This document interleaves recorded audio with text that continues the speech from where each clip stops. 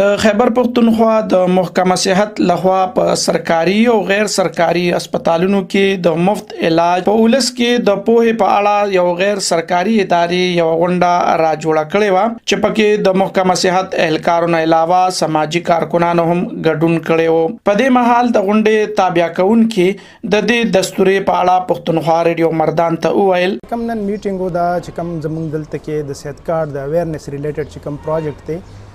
دا غي یو کوارډینیشن میټینګ وو چې کوم سټیک هولډرز دي موږ سره په دې کې مختلف هیلث ډپارټمنټ دی هغه سټیټ لایف دی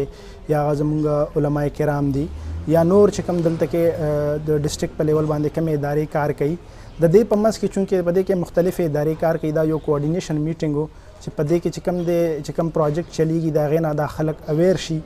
یا د کمیونټي ریلیټډ چې کوم کوېسچنز دي یا مسلې دي یا هغه چې کوم د دلته کې په دې فورم باندې چې کوم د مختلفو سټیک هولډر سره هغه شیر سي چې هغه بیا بره لیول پورې هغه ورسي چې کوم پالیسی میکینګ دی یا نور څه داسې ایشوز چې هغه مطلب د دې دا دی چې کوم سرویسز دي کوم دا پروګرام شروع شوی د هیلث انشورنس نو چې کوم د دینه مختلف کم خلک دي زموږ جنرال پبلک ته هغه پوره فائدہ ترلاسه کړي. د محکمه صحت لخوا ولستا مفت علاج ورکولو د پاره روانه منصوبې پاړه ډاکټر سراج پختونخوا ریډیو مردان ته صدارنګ ویل بدقسمتۍ نه چې کلم په یو ځای کې یو ښه کار شروع شي نو زمونږ یو عادت دی په هغې سیاست هم کیږي او په هغې باندې پروپیګنډاز هم کیږي.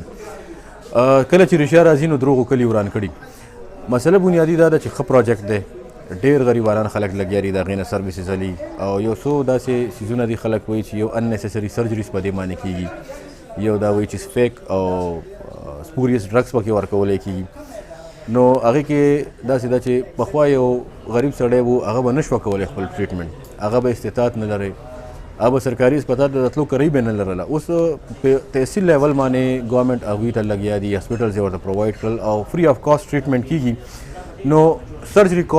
ریشو د دې وجه نه لګیا ده سیوا شوله خلک ټریټمنټ اویل کوي. دویمه دا ده چې د ډرګس باره کې د سټیټ لایف یو ډېر کلیر کټ کرایټیریا ده چې ډریپ اپروف ډرګز وي نو هغه به ډاکټر لیکي او د ملک قانون هم دا دی چې یو ډریپ اپروف ډرګ دی نو هغه به ډاکټر لیکلی هم شي او د هغې افیکیسي هغه ته پته یو ډاکټر هم داسې نه غواړي چې هغه مریض ټیک نشي کله هم موږ ته پته ولګي چې دا ډرګ افیکیشیس نه دی خدای پاک دې کې د ملټي نیشنل کمپنۍ ولې نه وي خو موږ د لاس او قلم راشاته کړو نو یو دا کنسپټ خلکو ته کلیر کول پکار چې داسې بالکل نه ده. درېیمه دا ده چې کوم دې کې دا خبره کېږي چې یاره د کارټ کې 10 لک روپۍ دي خلک اپروچز کوي چې یاره موږ ته پیسې راوباسه په فیک واوچر باندې یا په فیک بلینګ باندې نو عوامو ته پکار چې یاره دا قسم ته شیزونه هول کېږي نه او که د چا په زړه کې دا خیال راځي نو چې داسې سوچ نه کوي ځکه دا د فلاح یو سکیم دی او چې څونه ښه طریقې سره استعمال شي لانګ ټرم دپاره استعمال شي د دې سیمې د خلکو د دې وپېښې ګړه کېږي او علاج به پې کېږي نو دا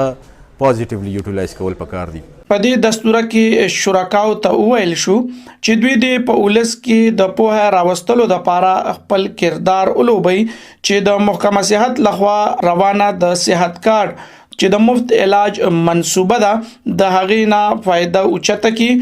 او منظور شوی هسپتالونو کې مفت علاج ترلاسه کړي. د پښتونخوا ریډیو لپاره عبدالستار مردان.